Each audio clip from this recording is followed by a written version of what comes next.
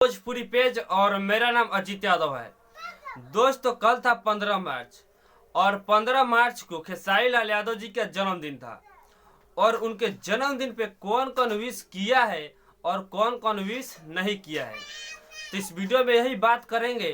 तो इस वीडियो में शुरू से अंत तक आप बने रहेगा, शुरू से अंत तक जरूर देखिएगा इस वीडियो को, तब आपको समझ में आएगा कि कौन कौन खेसारी लाल यादव जी को विश किया है और कौन कौन विश नहीं किया है। तो चलिए बताते हैं खेसारी लाल यादव जी कौन कौन विश किया है बर्थडे पे।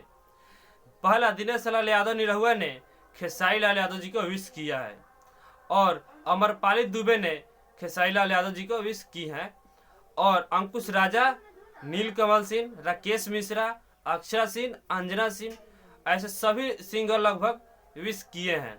और बता दें जो जो विश नहीं किया है तो विश कोई फर्क नहीं पड़ता है खेसारी लाल यादव जी को। जी खेसारी लाल यादव जी के पास इतने फैन फॉलोइंग है कि अगर वो लोग विश नहीं करते हैं तब पर भी खेसारी लाल यादव जी के कोई फर्क नहीं पड़ता है। जी देश का पूरे विदेश में खेसारी लाल यादव जी का जन्मदिन कल मनाया जा रहा था। जी हजारों जगह, सैकड़ों जगह खेसारी लाल यादव जी का केक काटा गया कल खेसारी लाल यादव जी के जन्मदिन पे।